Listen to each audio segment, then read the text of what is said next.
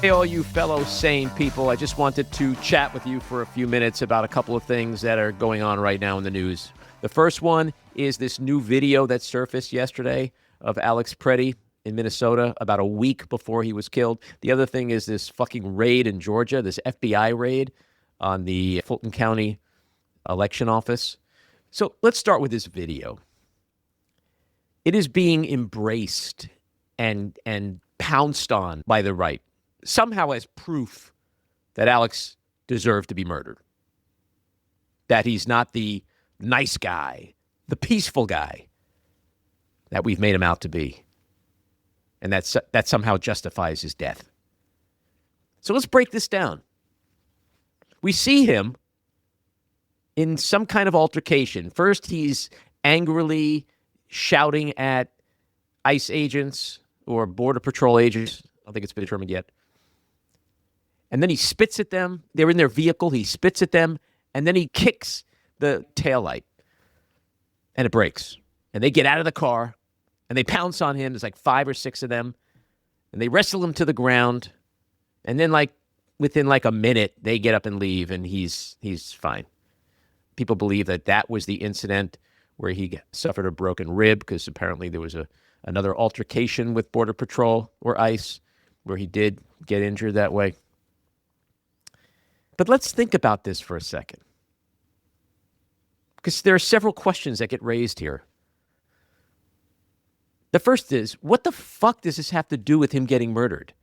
Are you really suggesting that because he spit on an agent or kicked out their taillight that he deserved to die? Is that really the argument you're making? Is that the fucking hill you want to die on? Because that makes you sound unhinged. Makes you sound like a sociopath. Makes you sound like you don't give a fuck about life or death just as long as the people who are dying are not on your team. And that's pretty fucking sick. That's number one. Number two, if it is justification for him getting murdered the following week, then that's premeditated. That's like, oh, there's the guy that fucked with us last week. Let's shoot him 10 fucking times as 10 of us have him on the ground immobilized. That also makes you a sociopath. But the biggest question of all is, were any of those agents the week prior involved in the shooting the following week where he was murdered? In particular, did the 2 agents who shot him to death, were they the ones who jumped out of the car and were the first ones to pounce on him? Because that would be a pretty serious crime. Murder. Homicide is not taken lightly in this country. So this is why there needs to be a full and transparent investigation, not this bullshit that the administration is telling us that DHS is doing.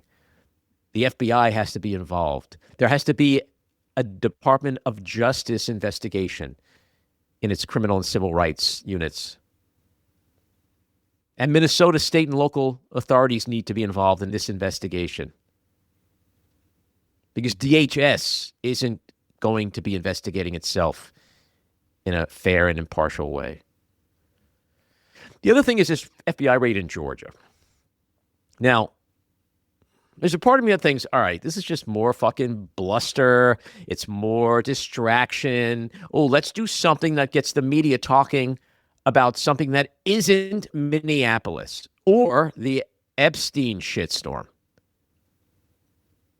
And that he's just, it's more of his bullshit relitigation of the 2020 election. So they go into this election office, they seize voter rolls, they seize computers. Apparently, they convinced the judge that there was reason to believe that a crime may have been committed and that the evidence is in this election office, which is what you have to prove. But that's a really low bar. All it takes maybe one affidavit from somebody who was near the office in 2020 and said, oh, yeah, I saw people, fucking around with ballots. And boom, suspicion. And you can get a search warrant. It's a lot different to go to a grand jury and present evidence to get indictments or to ultimately get a conviction. So I'm not sure what this is, but it does raise a very important question. Is this just a precursor to a lot more shit to come? Is this a warning sign, a red flag that's going up about what this fucker intends to do between now and the midterms to not just influence those elections, but to change the outcome of them? So this is something we have to watch really, really closely. But people should be outraged. Americans should be outraged that the FBI is just acting like a fucking tool of this administration, of Donald Trump, to just raid an election office 5 or 6 years after an election because the boss man's feelings are still hurt because he's so fucking insecure and cannot admit all these years later that he lost. He lost. And that even though he's back in office, he won again. He won twice. He's the president of the United States, the supposed leader of the free world, commander of the greatest military on earth. And he can't just do his job. He still has to whine like a little baby that he lost in 2020. And so what happens next? Is it just going to die in Georgia? Is that it? Like, it's a one-off because he's trying to change the news narrative here away from Minneapolis? Or is this just the beginning of more to come? Stay tuned, people. Stay engaged. And just keep calling your Congress people, your senators, to put an end to this bullshit. Thanks for listening. This episode was produced and edited by me, Andy Ostroy. It was co-produced by Matty Rosenberg and Jen Hammoud for Radio Free Rhiniecliff, with additional editing by Matty Rosenberg, music by Andrew Hollander, and graphic design by Cricket Lengyel. And with a special thanks to our sponsor, The Epicurean. Again, thanks for listening. Please rate and review wherever you get your podcasts, and subscribe to the Backroom with Andy Ostroy YouTube channel, where you can watch full videos of our interviews. See you next time.